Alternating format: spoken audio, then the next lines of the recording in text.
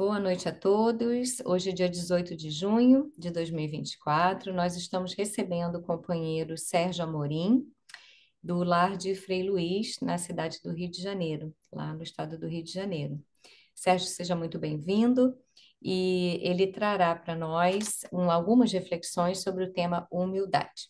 A companheira Viviane irá dar início com a página e oração inicial. Boa noite a todos.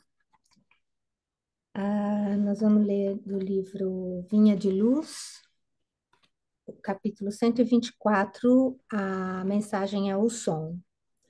Porque se a trombeta der sonido incerto, quem se preparará para a batalha?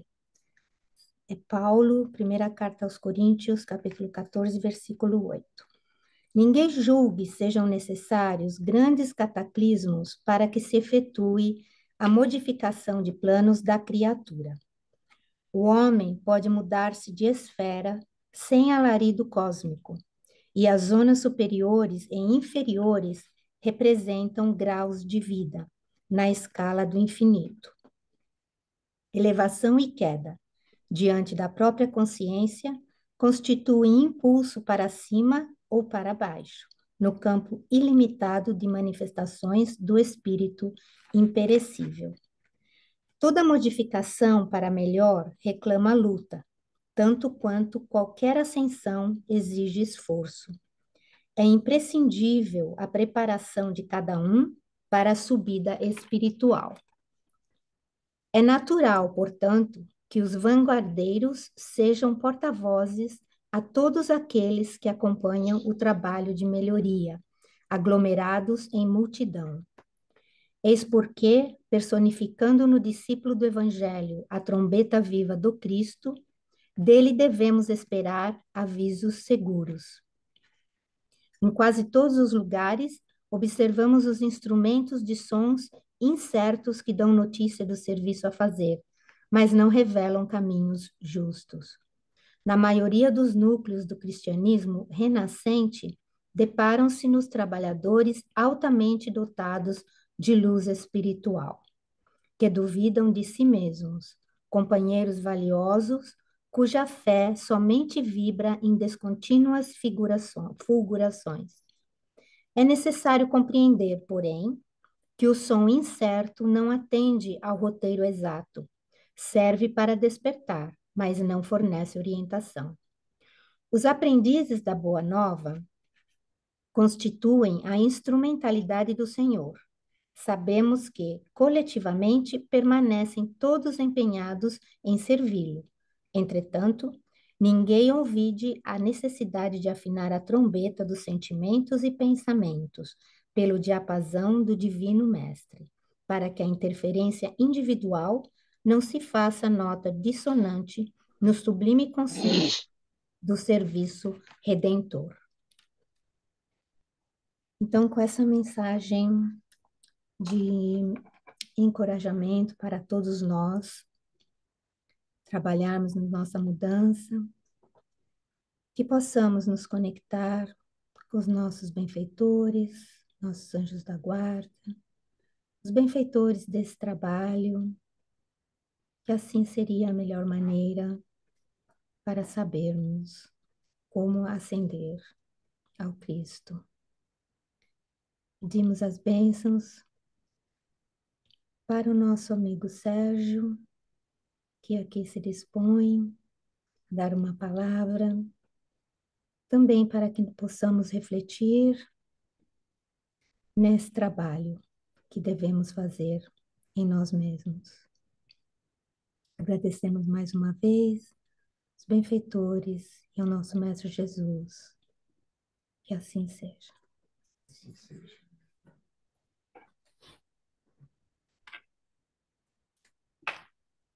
Com você, Sérgio. Ok. Continuam me escutando e me vendo, né? Sim, Alô? sim. Ok. Então, meu boa noite, meus irmãos, minhas irmãs. Quero agradecer a nossa irmã Aline pelo convite para participar dessa reunião de amigos amigos voltados para as palavras do Cristo Jesus, não é? E como foi dito, o nosso tema de hoje é falarmos sobre humildade. É uma chave bendita. E parafraseando Emmanuel, que nos diz, aspas, efetivamente, muitos são os problemas que nos assediam a existência. Dificuldades que não se esperam, tribulações que nos espantam mentalmente de imprevisto, sofrimentos que se instalam conosco sem que lhe possamos calcular a duração, desajustes que valem por dolorosos constrangimentos. Se aspiramos a obter solução adequada às provas que nos firam, não nos guiemos pela rota do desespero. Temos dentro de nós uma chave bendita, a chave da humildade, cunhada no metal puro da paciência. Fecha aspas. Esta é a mensagem do nosso irmão Emmanuel. Mas, antes de passarmos para o tema humildade, gostaríamos de falar só um pouquinho sobre virtude. O que é a virtude de que tanto falamos e que tanto buscamos? A virtude é o que nos leva ao crescimento espiritual. A virtude é um estado no qual nossos pensamentos, sentimentos e atos estão de acordo com a lei de Deus. Temos que ver muito bem isso. Tudo que nós pensamos, como o nosso pensamento é importante. Não é só aquilo que nós falamos ou que fazemos, mas aquilo que pensamos é de suma importância. E nós pensamos muito, pensamos sem parar. Os sentimentos que nós temos, o que sentimos em relação às situações e a prática disso. Vejamos o conceito de Aristóteles, que diz que a virtude é um meio termo entre dois extremos. Pegamos então como um exemplo a generosidade. Seus extremos são avareza e prodigalidade. A avareza é quando se quer tudo, mesmo sem usufruir, apenas guarda. E se eu guardo tudo para mim, não estou sendo generoso nem comigo mesmo. A prodigalidade, a pessoa distribui tudo que tem. É um irresponsável. O pródigo, aquele que distribui tudo, também está fazendo tudo errado, porque daqui a pouco ele mesmo vai passar a ser também um necessitado. Então, em tudo o equilíbrio. Na questão 893 do Livro dos Espíritos, no capítulo 12, Perfeição Moral, vamos encontrar uma questão muito interessante que Kardec fez acerca da virtude. Qual a mais meritória de todas as virtudes? Pergunta Kardec aos espíritos. E eles respondem: toda virtude tem seu mérito próprio, porque todas indicam progresso na senda do bem. A virtude sempre que há resistência voluntária ao arrastamento dos maus pendores. É isso exatamente que devemos refletir um pouco. Há virtude sempre que há resistência voluntária. Então, sempre que nós nos esforçarmos, procurando não agir de acordo com o nosso impulso, que estamos conscientes de que precisamos nos modificar, já é uma virtude. E continuando, então, no livro dos Espíritos, os Espíritos continuam dizendo: a sublimidade da virtude, porém, está no sacrifício do interesse pessoal pelo bem do próximo, sem pensamento oculto.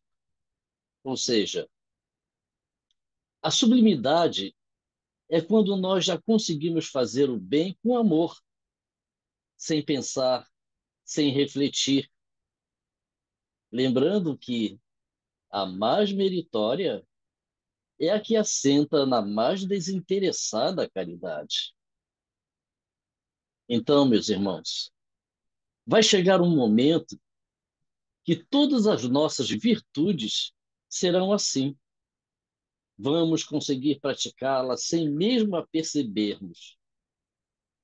É esse o ponto que nos tornamos virtuosos. Mas lembrando, isso não acontece do dia para a noite, mas em cada momento que aqui estamos tendo a oportunidade de desenvolvermos todas as nossas virtudes. Falemos então agora sobre humildade. A grande maioria das pessoas confunde a humildade com pobreza, falta de recursos, com pessoas de vestimentas simples ou sem estudo, ou porque é tímido. Mas a humildade não tem nada a ver com tudo isso. Porque tem pessoas muito pobres financeiramente e que não têm humildade nenhuma. A humildade não é algo que se apresenta por fora. Ela não pode ser vista.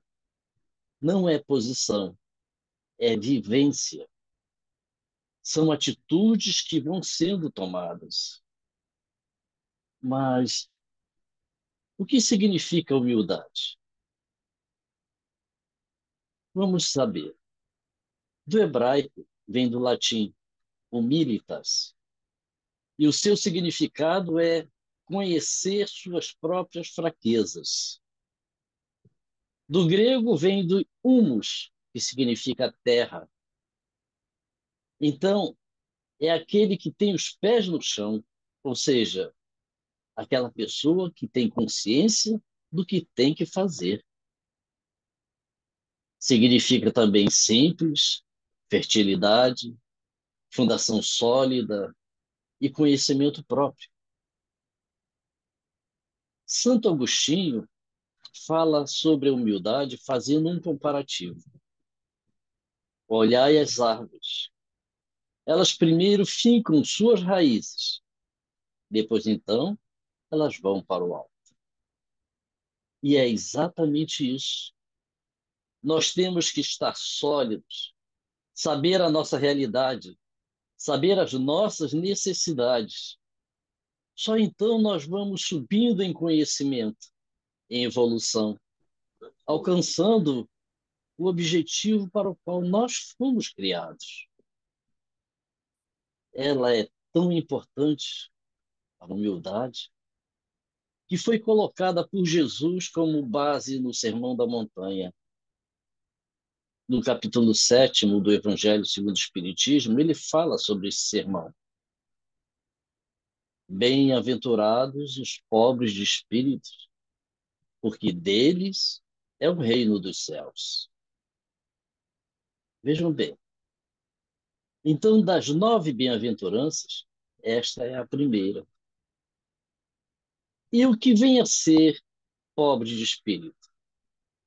Será os que nada possuem? Serão eles que irão para o reino dos céus? Não. Jesus se referia aos pobres das coisas materiais, mas ricos das coisas espirituais. E ainda, no Evangelho segundo o Espiritismo, nós lemos: toda a moral de Jesus se resume na caridade e na humildade. Vejam então, meus irmãos, como a humildade é importante nas duas virtudes que contrárias ao egoísmo e ao orgulho. O egoísta só pensa em si, é o ego. O orgulhoso tem uma visão totalmente equivocada da realidade. Ele olha naquele prisma e é só isso que ele vê. Em todos os seus ensinamentos, Jesus mostra essas virtudes como sendo o caminho da felicidade eterna. Bem-aventurados os pobres de espírito, os humildes, porque deles é o reino dos céus. Nós, nós não conseguimos desenvolver nenhuma outra virtude se não formos humildes.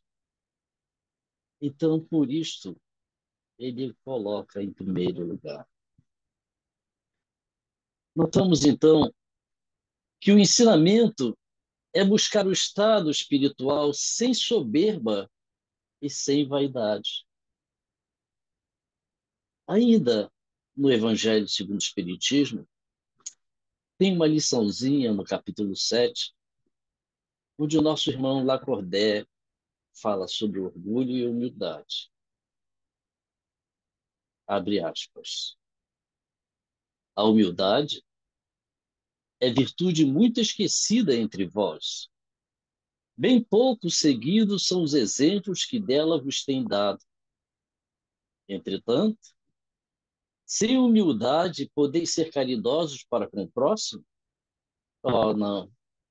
Pois que esse sentimento nivela os homens, dizendo-lhes que todos são irmãos, que se devem auxiliar mutuamente e os induz ao bem.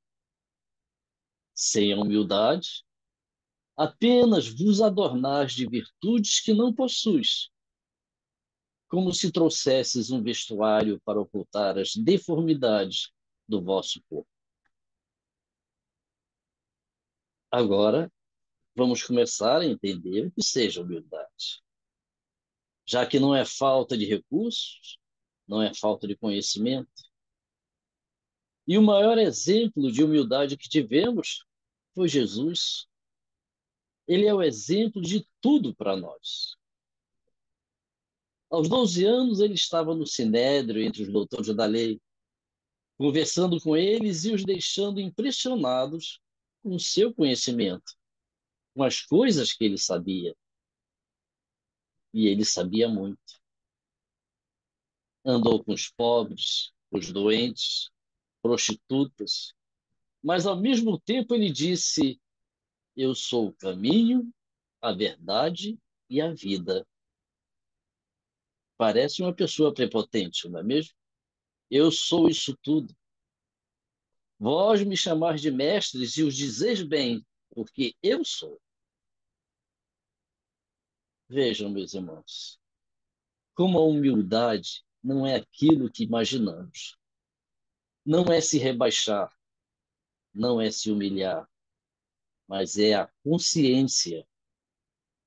Ele, Jesus, tinha consciência de que ele era o caminho, pois foi para isso que ele veio. Ele tinha consciência de dizer que ele era o mestre, mas ao mesmo tempo ele dava um ensinamento de muita humildade. Como, por exemplo, no último encontro com os apóstolos, quando ele falou que estava indo e eles ficaram questionando quem iria ficar em seu lugar, quem é o melhor. E ele disse: quem quiser ser o maior, que seja o menor. E se despiu, se embrulhou numa toalha, como faziam os escravos, se abaixou e foi lavar os pés dos apóstolos. Vejam como é difícil de entendermos isso. Ao mesmo tempo que se dizia mestre, se colocava como um escravo.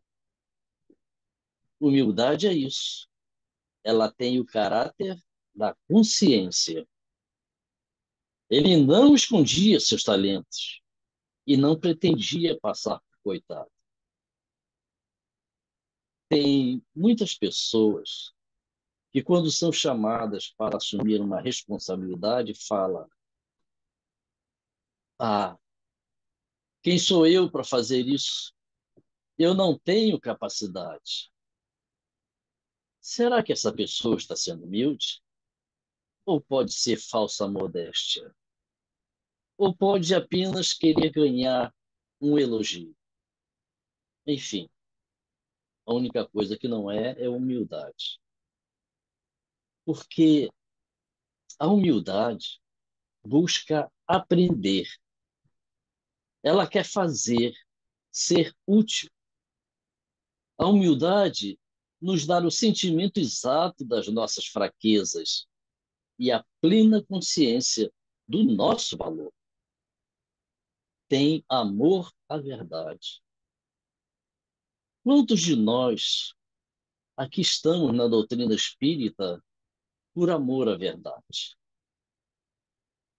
É costume dizer que, normalmente, as pessoas chegam ao espiritismo pela dor. Nem sempre é pela dor. Pode ser pelo amor, pela curiosidade, por não estar aceitando as respostas que a vida nos tem dado.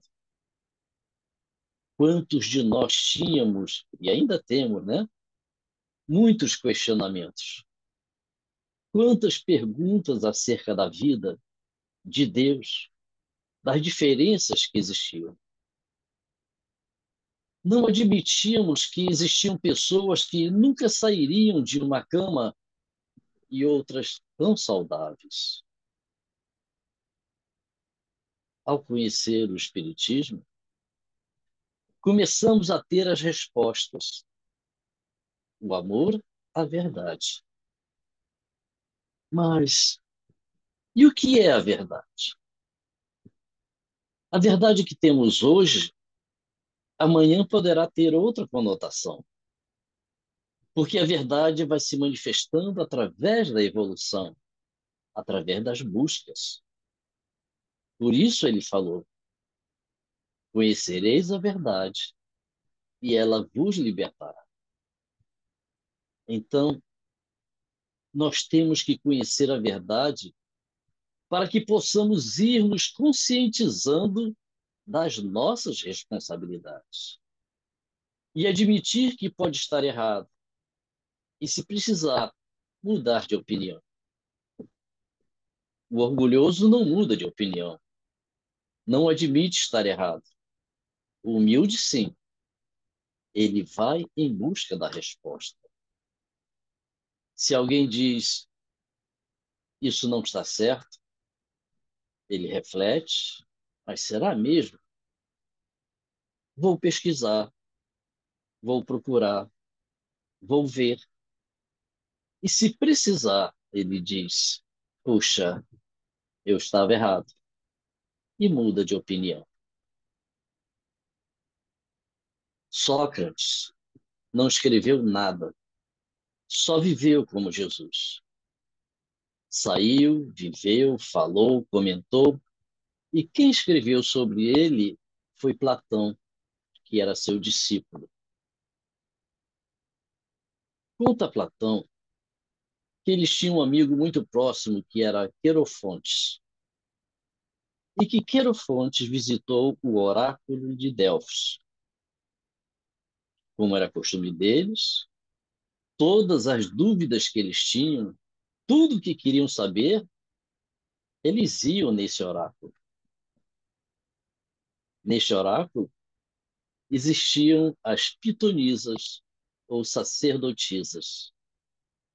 Diríamos nós espíritas que eram as médiuns. Elas ficavam lá e respondiam aos questionamentos. Aliás, aquele povo não fazia nada sem ir ao oráculo para perguntar. E Querofontes tinha uma curiosidade. Perguntou: quem era o homem mais sábio de Atenas? E as sacerdotisas falaram que era Sócrates. Ele então saiu dali e, quando encontrou Sócrates, lhe disse: olha, Eu fui ao templo de Delfos e eles me disseram que você é o homem mais sábio de Atenas. Sócrates não aceitou isso e disse: como eu sou o homem mais sábio se eu não sei nada? Sou uma pessoa tão simples. E vou te provar que eu não sou o homem mais sábio de Atenas. Sócrates, então, procurou as pessoas que eram muito bem consideradas na época: os políticos, os poetas, os artistas, e com eles foi conversar. Ele então observou que eles ostentavam uma sabedoria que não tinham. Eles entendiam um pouco daquilo que era a sua linha de trabalho, mas que, saindo disso, ele fazia perguntas e os pseudo-sábios não sabiam nada. Foi aí então que Sócrates disse a famosa frase: só sei que nada sei. E aí entendeu que realmente ele era o mais sábio porque sabia que nada sabia. A pessoa que tem esta consciência é aberta ao aprendizado. Aquele que acha que já sabe tudo, na realidade, tem muita dificuldade para aprender. Então, ela é uma virtude lúcida, sabe que sempre tem que aprender, sempre temos o que aprender. A verdade, então, é aquela que está dentro dos ensinamentos morais, dos ensinamentos que o Cristo trouxe. E a pessoa que é aberta, que tem essa busca, sacrifica o interesse pessoal pelo bem do próximo. São aquelas pessoas que se dedicam à filantropia, que preenchem a sua vida pensando no outro. São essas pessoas que se deram em holocausto para mudar a situação do nosso próprio planeta. Quantos casos sabemos de homens e mulheres que se deram totalmente para mudar uma situação?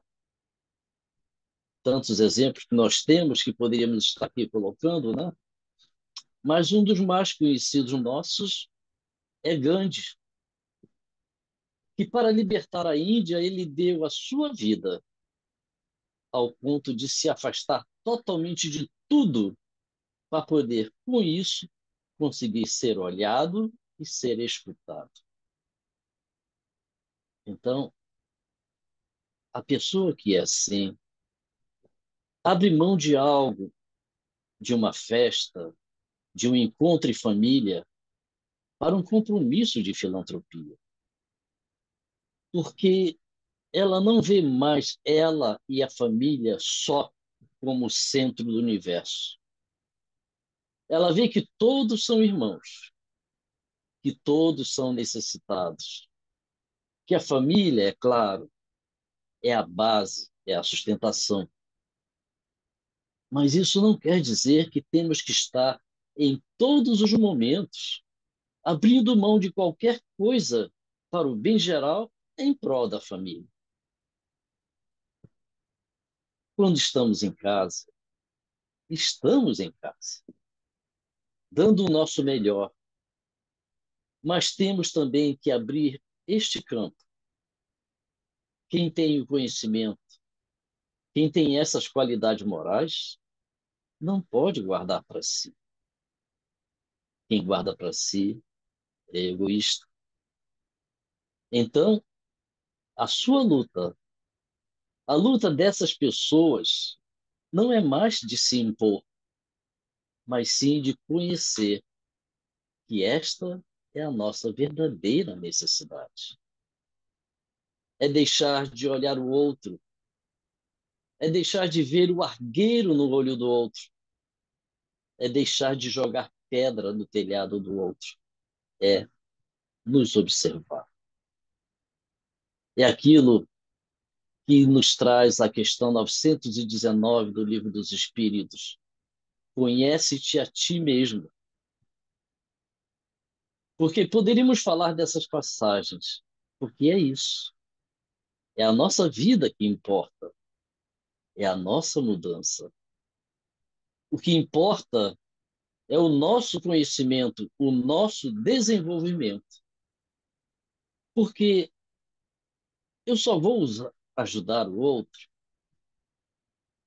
se eu vou fazer um ato positivo quando eu me conhecer, quando eu souber a minha capacidade, quando eu souber o que eu posso fazer.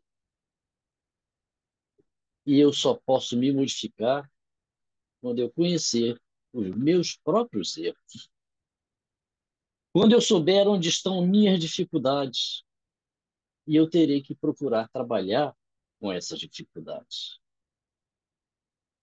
Todos nós estamos aqui. Estamos em um planeta que é um hospital e escola para nos curar e aprendermos. E para aprender, temos que olhar a fundo. Quando estamos em um colégio e temos uma matéria a aprender, temos que entrar fundo naquele assunto para poder entender, não é mesmo? Assim, para nos entender, temos que entrar dentro de nós. Mas como? Se pergunta. Observando diariamente as nossas atitudes. Ver se nós temos tempo de olhar para o outro, para apontar os erros do outro, quando os erros dentro de nós são gritantes. É só nós observarmos como é que estamos agindo e reagindo em tal ou qual situação. Eu reagi em defesa ou reagi com raiva, com ódio? Eu dei minha opinião porque eu acho que eu posso, que eu devo, ou eu soltei uma carga de energia negativa? A nossa luta, meus irmãos, não é para se impor, é para se conhecer. É esta que tem que ser a nossa verdadeira luta. Também não é ser submisso. Ser humilde não é ser submisso. Vejamos que, voltando a Jesus, tem a lição onde ele expulsou os vendilhões do templo. Com licença.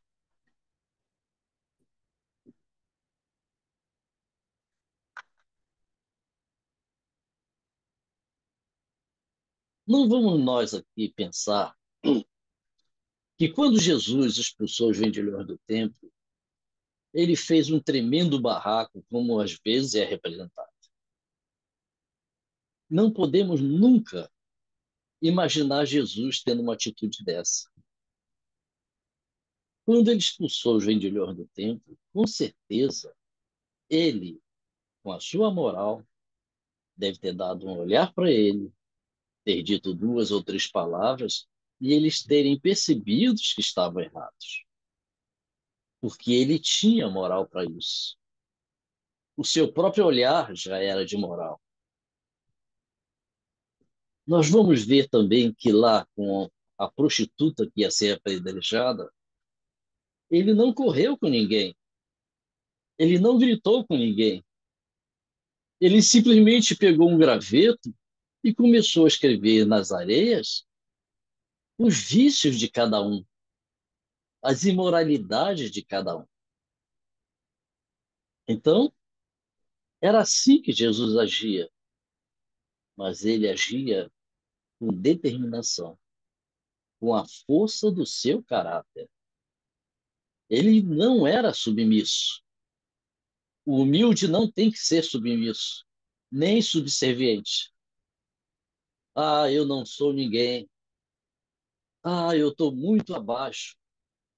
Isso, meus irmãos, é ausência de valor. Não estamos nem abaixo nem acima. Nós estamos aqui em aprendizado e temos que nos esforçar para isso. É de esforço que nós necessitamos, é de luta, é de busca, fazendo sempre o melhor. É esta a forma de agir. Temos que nos colocar, sim. Temos que dar nossa opinião, sim. Isso não é orgulho. Isso não é falta de humildade. Isso é estar participando em tudo. É na sociedade, é dentro do nosso lar. Mas sempre de uma forma positiva. Sempre para ajudar, para abrir os olhos, para esclarecer. Foi isso que ele fez quando expulsou os vendilhões. Com certeza ele deve ter esclarecido a eles que ali não era um local para isso, com firmeza. E para ilustrar a nossa conversa, uma pequenina história. Em uma recepção, onde só se entrava com convite, a responsável pelo cerimonial recebeu um senhor muito bem vestido e bem apresentado, porém não possuía o tal convite. Ela lhe disse que ele não poderia entrar porque precisava apresentar o convite. E ele então perguntou enfático: Você sabe quem eu sou? A recepcionista pegou o microfone e disse assim: Boa noite a todos. Eu gostaria de saber se alguém aqui conhece este senhor, porque ele não sabe quem ele é. Isso é para vermos a que ponto chega esse orgulho, de nós nos acharmos muito superiores, de acharmos que por termos uma posição social e dinheiro, podemos tudo. Não podemos. Então, em primeiro lugar, precisamos identificar as nossas dificuldades. Onde elas estão? Qual a minha pior dificuldade? E nós sabemos que cada um de nós é diferente. Não existe uma regra. Cada ser está num grau de diferente de evolução. Segundo, depois de entender, de identificar que é o mais difícil, é querer mudar, saber que isso não está me fazendo bem. Eu não estou conseguindo viver bem em sociedade por causa desta minha maneira de ser. Terceiro, a vontade. Ter a vontade de trabalhar contra essa minha imperfeição. Mas só a vontade também não é suficiente. Porque às vezes eu tenho tudo isso, mas logo desisto. Aí vem então a quarta, a persistência. 4 passos que vamos ter que usar sempre em todas as situações de nossa vida, em todas as virtudes que buscamos, em todas as atitudes que queremos ter. São 4 pontos básicos de nossas vidas. Vejamos o alcoólatra. Ele só aceita se tratar quando ele cai em si que é alcoólatra. Porque normalmente eles vão negando, negando, negando, até o ponto que chega a uma situação tão grave que precisam se tratar. Aí então eles aceitam que são alcoólatras. E só aí eles vão procurar ajuda. E essa ajuda normalmente é no AA, Alcoólatras Anônimos, que é um trabalho lindo, maravilhoso. Então, eles aprendem que tem que ter persistência, fazendo um compromisso consigo mesmo, só por hoje. Porque a nossa proposta tem que ser assim, tem que ser pequena. Nós não damos conta. Eu nunca mais vou fazer isso. Não, eu vou tentar só por hoje. um passo de cada vez. A humildade não está também ali? Quando uma pessoa te elogia, ai, não, imagina eu. Isso também não é humildade. Se alguém nos elogia, que isso nos sirva de motivação. Ah, que bom, muito obrigado. Meus irmãos. E para encerrar, vamos a uma outra historinha. Havia um escultor que pegou um bloco de mármore bem grande e começou a martelar, tirar arestas, esculpindo uma imagem naquele bloco. Ao terminar, quando as pessoas olharam o belo trabalho e viram uma figura maravilhosa de um homem, me perguntaram: como você conseguiu fazer esta obra tão bela? E ele respondeu: eu não fiz, ela já estava aqui. Eu só a coloquei à vista. Todas as virtudes são assim, estão dentro de nós. Só temos que colocar à vista, porque nós somos filhos de Deus. Somos as criaturas perfeitas que ele criou. Mas nós somos como uma semente, como este bloco de mármore bruto, que temos que ir esculpindo, tirando as arestas, para deixar aparecer o ser maravilhoso e divino que nós somos. E todos nós possamos colocar esta divindade para fora. Graças a Deus. Uma boa noite para vocês. Gratidão, Sérgio, pela exposição. Você pode fazer uma prece final? Sim, Obrigada. graças a Deus, graças a Jesus. Que a paz do Cristo Jesus nos acompanhe em todos os momentos. Que ela esteja junto a nós, nos amparando, protegendo, nos intuindo para um bom caminho. E possamos nos reencontrar num futuro breve para dar continuidade ao estudo da palavra do Cristo, ao estudo das palavras de bons irmãos espirituais que nos acompanham, que nos protegem. Que a paz do Cristo Jesus esteja no coração de cada um de nós. Graças a Deus.